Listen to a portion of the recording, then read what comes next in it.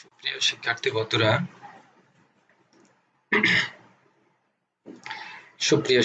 বন্ধুরা, আশা করি সবাই ভালো আছো। চট্টগ্রাম অনলাইন স্কুলের পক্ষ থেকে শাহাবুদ্দিন মাহমুদ আজকের পাঠে শুভেচ্ছা এবং স্বাগত জানাচ্ছি।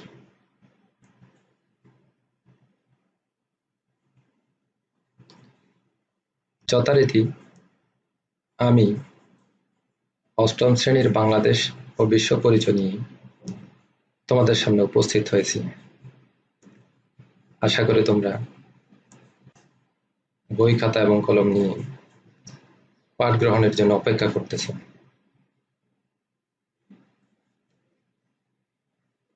প্রিয় বন্ধুরা, তোমরা এখন দেখতে পাচ্ছ কিছু মানুষ পানিতে তাদের প্রয়োজনীয় জিনিসপত্র, গরু ছাগল কাঁধে নিয়ে জীবনের তাগিদে হয়তো তারা নিরাপদ আশ্রয়ের দিকে যাত্রা শুরু করেছে। তোমরা জানো, এটা হচ্ছে বাংলাদেশের চিরাচরিত যে চিত্র আমরা দেখতে পাই। মূলত বাংলাদেশে যখন বন্যা হয়, এই জাতীয় চিত্র আমাদের সামনে ভেসে ওঠে। আর একটা ছবি তোমাদের সামনে উপস্থাপন করেছি। এটি হচ্ছে মূলত জলোচ্ছ্বাসের একটি ছবি। জলোচ্ছ্বাস বাংলাদেশে প্রায় ঘটে। আরেকটা ছবিতে দেখা যাচ্ছে এটি মূলত সাইক্লোনের ছবি, এবং আরেকটা ছবি তোমরা দেখতে পাচ্ছ যেখানে ফসলি ধান নষ্ট হয়ে যাচ্ছে। ফসলি ধান নষ্ট হওয়ার অন্যতম কারণ হচ্ছে পানির কারণে, খরার কারণে। অনেক সময় যখন খরা হয় তখন ফসলি ধান নষ্ট হয়ে যায়। এই যে চিত্র তোমাদের সামনে 4টি ছবির মাধ্যমে উপস্থাপন করেছি, এগুলো হওয়ার অন্যতম কারণ কি?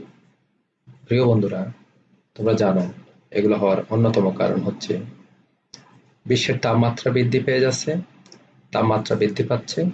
আর এই তাপমাত্রা বৃদ্ধির অন্যতম কারণ হলো বৈশ্বিক উষ্ণায়ন। প্রিয় শিক্ষার্থীরা, চলো তাহলে আজকে আমাদের পাঠের বিষয় হবে বৈশ্বিক উষ্ণায়নের কারণ ও প্রভাব। তোমাদের বাংলাদেশ ও বিশ্ব পরিচয় বিষয়ের বাংলাদেশের দুর্যোগ অধ্যায়ের পৃষ্ঠা নম্বর 25 আশা করি তোমরা খাতায় লিখে নিয়েছ।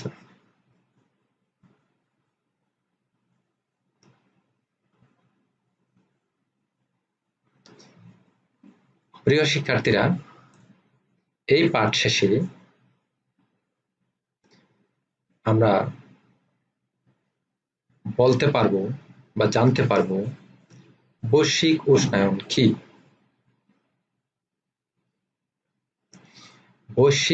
বৈশ্বিক উষ্ণায়নের কারণ ও প্রভাব ব্যাখ্যা করতে পারবে। বৈশ্বিক উষ্ণায়ন সম্পর্কে সচেতন হতে পারবে এবং এগুলো নিয়ন্ত্রণের উপায় সম্পর্কে বলতে পারবে।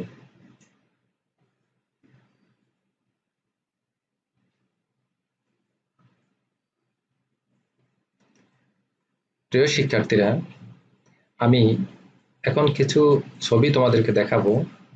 তোমরা খেয়াল করো ছবিগুলোর প্রতি। প্রথম ছবিতে তোমরা দেখতে পাচ্ছ প্রচুর যানবাহন রাস্তায় জ্যামজটে পড়ে আছে, যানজট হয়ে আছে। এটি মূলত বাংলাদেশের চিরাচরিত একটি চিত্র। ঢাকা শহর সহ চট্টগ্রাম সহ বাংলাদেশের বিভিন্ন বড় বড় শহরগুলোতে এই চিত্র মোটামুটি প্রায় দেখা যায়। আরেকটা ছবিতে তোমরা দেখতে পাচ্ছ যে দুইজন লোক ঠিক গাছ, তারা করাত দিয়ে তারা গাছ কাটতেছে। আরেকটা ছবিতে তোমরা দেখতে পাচ্ছ যে একজন কৃষক তার ক্ষেতে কীটনাশক প্রয়োগ করছে এবং কীটনাশক সার জমিতে দেওয়ার জন্য প্রস্তুতি গ্রহণ করছে। আরেকটা ছবিতে তোমরা দেখতে পাচ্ছ একটি জাহাজ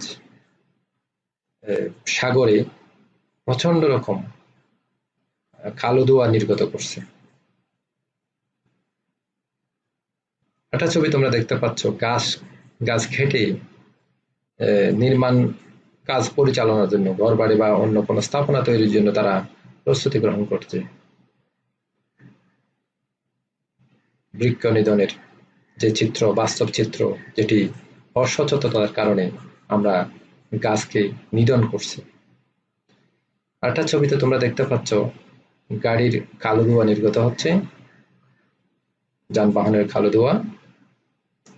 এরপরে যে ছবি তোমরা দেখতে পাচ্ছ, কলকারখানার কালো ধোঁয়া নির্গত হচ্ছে প্রচন্ড রকম ভাবে, পুরো আকাশ ছেয়ে গেছে। আর আরেকটা ছবি তোমরা দেখতে পাচ্ছ, এটি মূলত বাংলাদেশের একদম প্রায় প্রত্যেকটা জায়গায় দেখা যায় ইট ভাটার কালো ধোঁয়া, অপরিকল্পিতভাবে তৈরি ইট ভাটার কালো ধোঁয়া নির্গত হচ্ছে। প্রিয় শিক্ষার্থীরা, তোমরা এই যে উপরের যে ছবিগুলো তোমাদের সামনে উপস্থাপন করা হয়েছে, এই উপরের ঘটনাগুলো পরিবেশের উপর কি প্রভাব ফেলতে পারে? বিভিন্ন ধরনের প্রভাব ফেলতে পারে, যা আমরা পর্যায়ক্রমে আলোচনার মাধ্যমে আজকে জানবো এবং শিখব। তোমরা দেখতে পাচ্ছ এখানে নিচের অংশে এখানে দেখা যাচ্ছে একটি গাড়ি আছে, তারপরে এরোসল নিক্ষেপ করা হচ্ছে, অগ্নিকাণ্ড ঘটতেছে, তারপরে ইটভাটা এবং কলকারখানা ধোঁয়া নির্গত হচ্ছে। তোমরা দেখতে পাচ্ছ অগ্নিকাণ্ড থেকে নির্গত যে কালো ধোঁয়া, তারপরে এরোসল থেকে নির্গত যে গ্যাস, এগুলোকে বলা হয় সিএফসি গ্যাস। গাড়ির সাধারণত নগরায়নের ফলে যখন জনসংখ্যা বৃদ্ধি পায়, এই জনসংখ্যার জন্য আবার প্রচুর গাড়ির প্রয়োজন হয়। আর এই অতিরিক্ত গাড়ির কারণে, অতিরিক্ত গাড়ির ব্যবহারের ফলে এবং গাড়িতে যে তৈল ব্যবহার করা হয়, তেল ব্যবহার করা হয়, এই কারণে এখান থেকে যে কালো ধোঁয়া নির্গত হয়, এগুলো কার্বন ডাইঅক্সাইডের পরিমাণ বৃদ্ধি করতেছে। এবং ইটভাটা এবং কলকারখানা থেকে ধোঁয়া, যে কালো ধোঁয়া, এইগুলোর কারণে পৃথিবীর বাইরের যে একটা আবরণ, এই আবরণটাকে বিভিন্নভাবে কলুষিত করতেছে।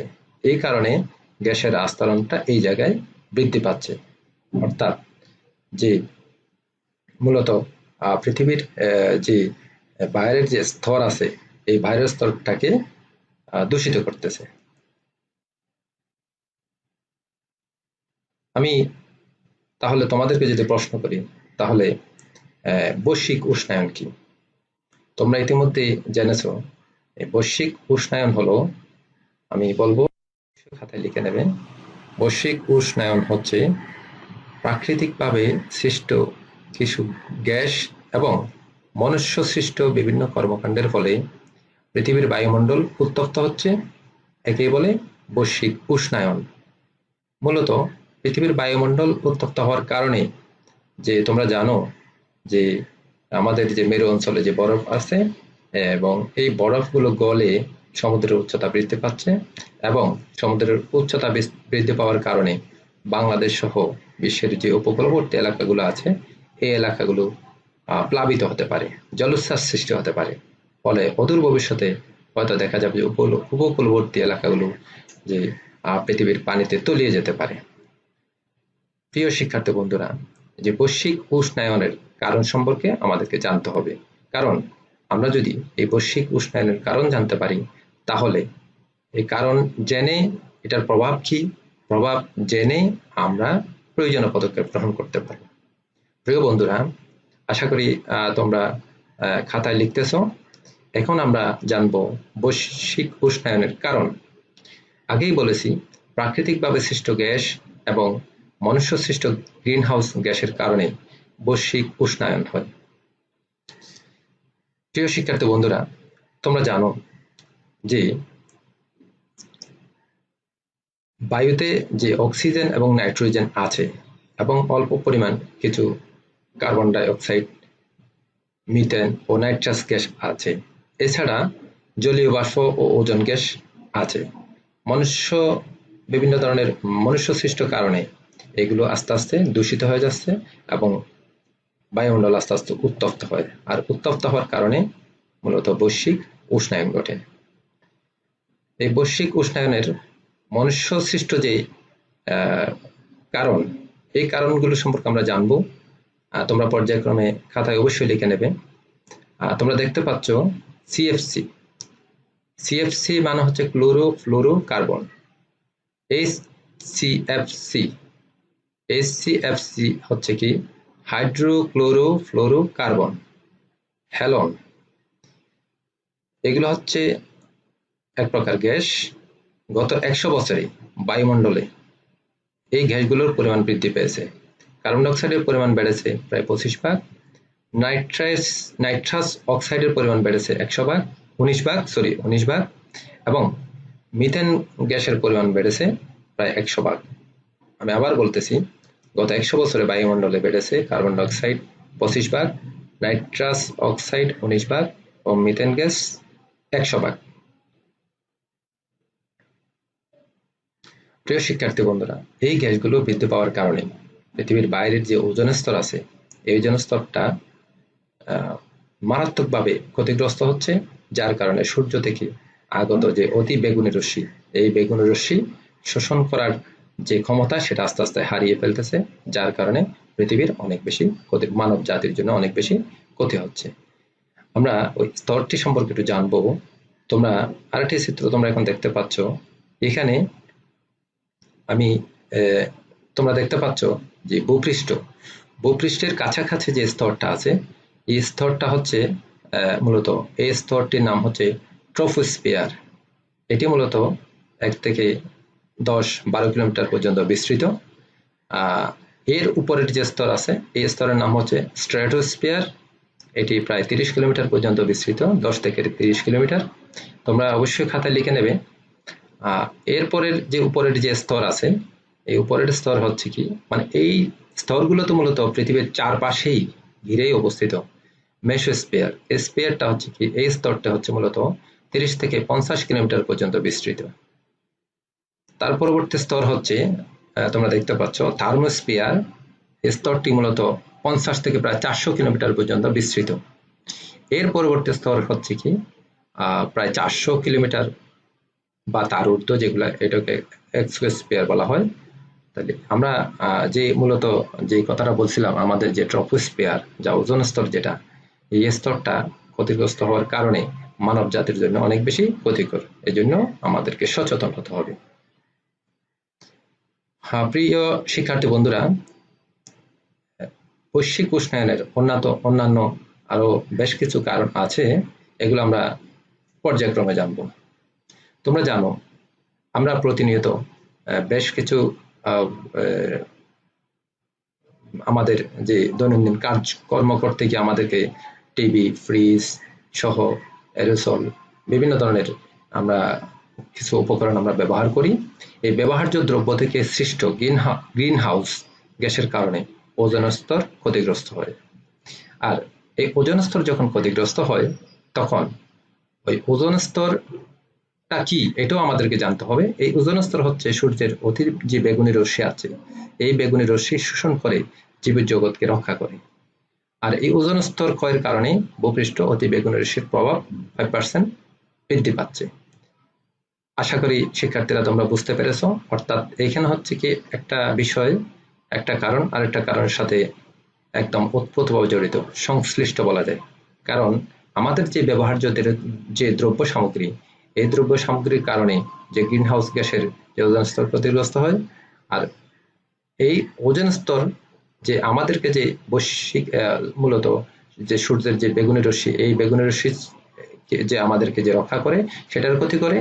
আর এই ক্ষতি করার কারণেই মূলত আমরা ক্ষতিগ্রস্ত হচ্ছি। বৈশ্বিক উষ্ণায়নের আরো কিছু কারণ আছে, তোমরা দেখতে পাচ্ছ। জীবাশ্ম জ্বালানির ব্যবহার বৃদ্ধির ফলে বৈশ্বিক উষ্ণায়ন ঘটে।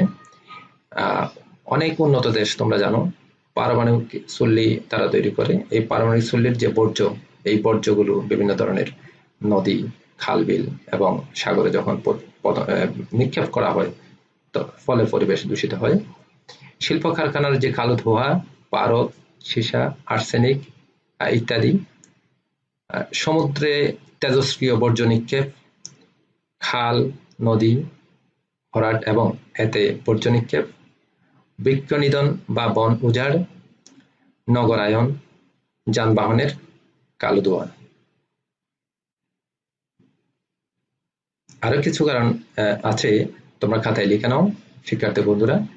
শিল্প কারখানার কালো ধোঁয়া, কৃষিতে যান্ত্রিক সেচ, নাইট্রোজেন সার ও কীটনাশক ব্যবহার, অপরিকল্পিত তৈরি ইটভাটার কালো ধোঁয়া, এই সবগুলো কারণেই মূলত বৈশ্বিক উষ্ণায়ন ঘটতেছে।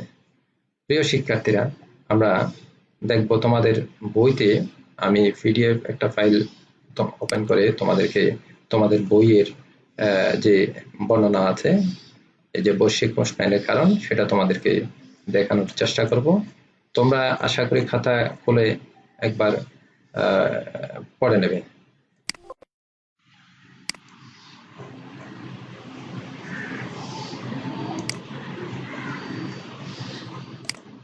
প্রিয় শিক্ষার্থী বন্ধুরা, তোমরা খেয়াল করতেছো তোমাদের বইয়ের মূলত 86 পৃষ্ঠায় দেখো, তোমরা 86 পৃষ্ঠায় বৈশ্বিক উষ্ণায়নের কারণ ও প্রভাব, এখানে বিস্তারিত বর্ণনা দেওয়া আছে। আশা করি তোমরা বইয়ের খাতা খুলে বই খুলে তোমরা একটু পড়ে নেবে। 87 পৃষ্ঠায় আছে যে বৈশ্বিক উষ্ণায়নের কারণ সমূহ বিস্তারিত বর্ণনা এখানে দেয়া আছে। প্রিয় বন্ধুরা, আমরা এই বিষয়ে যদি তুমি যদি আরো একটু অধিকতর জানার জন্য তুমি যদি মনে করো, তাহলে তোমরা গুগল সার্চ দিয়েও তোমরা করতে পারো। এই যে তোমরা দেখতে পাচ্ছ এখানে গাড়ির কালো ধোঁয়ার একটা চিত্র আমি দেখাচ্ছি তোমাদেরকে। সেটা এখন আর একটু বৈশ্বিক উষ্ণায়নের কারণ সম্পর্কে একটু একটা পিকচার তোমাদেরকে দেখাবো। এই যে একটা পত্রিকার রিপোর্ট তোমরা দেখতে পাচ্ছ যে বৈশ্বিক উষ্ণায়ন বা গ্লোবাল ওয়ার্মিং এর কারণ প্রভাব। তোমরা গুগল সার্চ দিলেই খুব সহজেই বিভিন্ন ধরনের বৈশ্বিক উষ্ণায়নের কারণ, বৈশ্বিক উষ্ণায়নের ফলে প্রভাব কি হচ্ছে, বৈশ্বিক উষ্ণায়ন থেকে কিভাবে উদ্ধার পাওয়া যায়, এই বিষয়ে বিস্তারিত বর্ণনা তোমরা নেট থেকে জেনে নিতে পারবে। প্রিয় শিক্ষার্থী বন্ধুরা, চলো তাহলে আমরা আবার পাঠে ফিরে আসছি। এখন আমরা শিখব বৈশ্বিক উষ্ণায়নের প্রভাব। বৈশ্বিক উষ্ণায়নের ফলে সমুদ্রের উচ্চতা বেড়ে যাবে, ফলে উপকূলবর্তী অঞ্চলসমূহ প্লাবিত হবে। উপকূলবর্তী অঞ্চলসমূহে ম্যানগ্রোভ ফরেস্টের ক্ষতি হবে, কারণ এখানে যে উপকূলবর্তী এলাকায় যে গাছগুলো আছে, এখানে যদি বিভিন্ন ধরনের জলোচ্ছ্বাস, তারপরে লবণাক্ত পানির পরিমাণ বেড়ে যায়, ফলে এখানে যে বন আছে সে বনের ক্ষতিগ্রস্ত হতে পারে। সমুদ্রের লবণাক্ত পানির প্রভাবে গাছপালা, মৎস্য খামার ও শস্য ক্ষেত্রের ব্যাপক ক্ষতি হবে।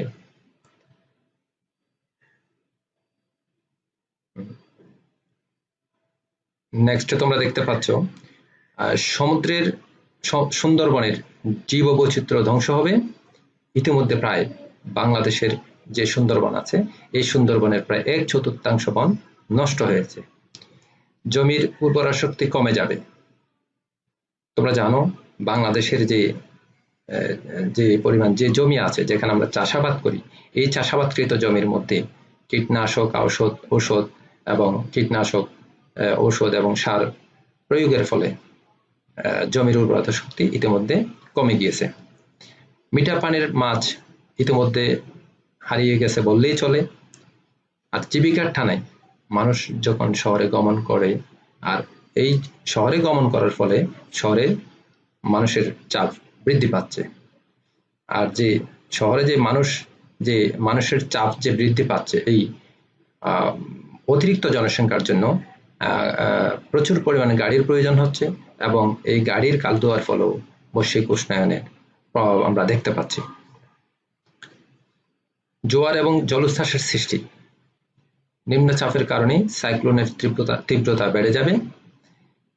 তোমরা জানো সম্প্রতি আমফান নামক একটি দুর্যোগ আমাদের উপর দিয়ে গেছে, বাংলাদেশের উপরে সেটাই ব্যাপক প্রভাব বিস্তার করেছে। ইতিপূর্বে আইলা, সিডর ইত্যাদি দুর্যোগ বাংলাদেশের উপকূলবর্তী এলাকায় ব্যাপক প্রাণহানি এবং সম্পদের ব্যাপক ক্ষয়ক্ষতি করেছে।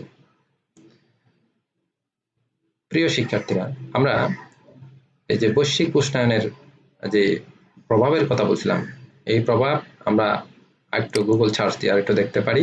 তোমরা দেখতে পাচ্ছ আমি একটা অনলাইন পত্রিকার একজনের একটা লেখা তোমাদের সামনে উপস্থাপন করছি। তোমরা দেখতে পাচ্ছ পৃথিবীর গড় তাপমাত্রা বৃদ্ধি পাবে, মেরু অঞ্চলের বরফ গলে যাবে। তাতে এখানে বলা হচ্ছে কি 100 বছরের মধ্যে হিমশৈল সহ সুমেরু কুমেরুতে জমে থাকা সমস্ত বরফ পানিতে পরিণত হবে। শীতে অল্প বরফ থাকবে এবং এখানে উল্লেখ করা হয়েছে 1970 খ্রিস্টাব্দের পর উত্তর মহাসাগরের বরফের স্তর প্রায় 27% হ্রাস পেয়েছে। এটা মূলত বৈশ্বিক উষ্ণায়নের প্রভাবের কারণে। এখানে আরো কিছু বর্ণনা আছে, তোমরা দেখতে পাচ্ছ। সমুদ্র পানিতলের উচ্চতা বৃদ্ধি পাবে, ফলে 50 মিটার পর্যন্ত উচ্চতা বৃদ্ধি পাবে। রোগের প্রভাব বৃদ্ধি পাবে, বিভিন্ন ধরনের রোগ, ম্যালেরিয়া সহ টাইফয়েড সহ বিভিন্ন ধরনের রোগ বৃদ্ধি পাবে। মূলত আবহাওয়ার প্রাকৃতিক যে পরিবর্তন, এটাও বৃদ্ধি পাবে। এখানে একটু বর্ণনা দেওয়া হয়েছে 1908 খ্রিস্টাব্দে গ্লাসগো ও মন্টানায় তাপমাত্রা সারা বছরে একবারও 0 ডিগ্রি সেলসিয়াসের নিচে নামেনি, যা সেখানকার অদ্যাবধিকাল পর্যন্ত সর্বকালীন রেকর্ড। আবার 1999 খ্রিস্টাব্দ ছিল নিউ ইয়র্কের ইতিহাসে শুষ্কতম বছর। মানে এইগুলো হওয়ার অন্যতম কারণ হচ্ছে বৈশ্বিক উষ্ণায়নের প্রভাব। প্রিয় শিক্ষার্থীরা, তোমরা দেখতে পাচ্ছ পানীয় সংকটের সংক্রমণ দেখা দিতে পারে, বন্য জন্তুর সংখ্যা হ্রাস পাবে, মানুষের আবাসস্থলের সংখ্যা দেখা দেবে, বিশ্ব জুড়ে খাদ্যাভাব প্রকট হবে, স্থান বিশেষে কোথাও খরা, আবার কোথাও বন্যার প্রকোপ উত্তরোত্তর বৃদ্ধি পাবে, দুর্ভিক্ষ, মহামারী সহ বিভিন্ন ধরনের সমস্যা দেখা দিতে পারে। এবং এই মহামারী থেকে বাঁচার জন্য মানুষের যে প্রাণপণ যে চেষ্টা, অর্থনৈতিকভাবে রাজনৈতিকভাবে মানুষ সমস্যার সম্মুখীন হতে পারে। প্রিয় শিক্ষার্থীরা, তোমরা বুঝতেই পারতেছো যে তাহলে যে এটি কত বড় এটি প্রভাব মানব জীবনের উপর ফেলছে। প্রিয় শিক্ষার্থীরা, আজকের এই পাঠ আমরা মোটামুটি শেষ পর্যায়ে চলে এসেছি।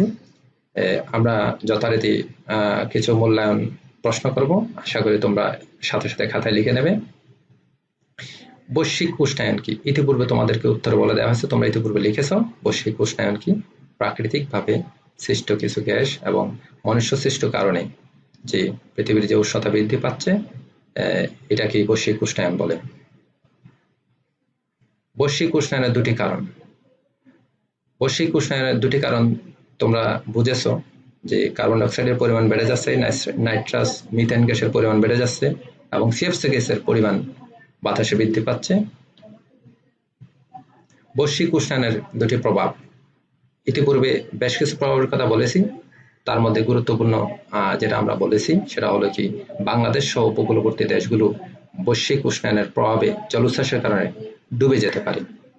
মানব জীবনের যে প্রভাব বিস্তারকারী যে বিভিন্ন উপাদান আছে, বিভিন্ন যে অন্যতম যেটা প্রভাব বিস্তার করে, সেটা হলো যে ওজোন স্তরের অর্থাৎ সূর্যের যে অতি বেগুনি রশ্মি, সেটা যে প্রোটেকশন দেওয়ার যে স্তর, ওজোন স্তর, এই ওজোন স্তর ক্ষতিগ্রস্ত হচ্ছে, যার ফলে পৃথিবীতে বেঁচে থাকা কষ্টকর হয়ে যাবে। প্রিয় শিক্ষার্থী বন্ধুরা, আশা করি তোমরা বুঝতে পারতেছো। এখন আমার যে প্রশ্ন সেটা হলো, এখান থেকে এই যে বৈশ্বিক উষ্ণায়ন থেকে আমাদেরকে অবশ্যই প্রতিরোধে কার্যকর পদক্ষেপ গ্রহণ করতে হবে, আমাদেরকে সচেতন হতে হবে।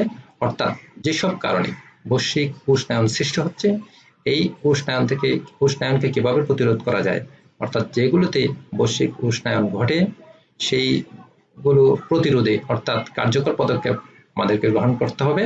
তাহলেই বিশ্ব বসবাসের উপযোগী হবে এবং আমরা আগামী বিশ্ব নিরাপদে বসবাস করতে পারবো বলে আমরা বিশ্বাস করি। তো যাই হোক, আজকে আমরা পার্টের একদম শেষের দিকে চলে আসছি। তোমাদেরকে যথারীতি একটি বাড়ির কাজ দেব, তোমরা খাতায় লিখে নাও যে বৈশ্বিক উষ্ণায়নের প্রভাব ও প্রতিরোধে করণীয় কি হবে ব্যাখ্যা করো। আশা করি তোমরা খাতায় লিখে নিয়েছো। তো প্রিয় শিক্ষার্থী বন্ধুরা, আজকের মতো আমরা পাঠ এখানেই শেষ করব। তোমরা সকলে নিরাপদ থেকো, সুস্থ থেকো, ভালো থেকো। ধন্যবাদ সবাইকে।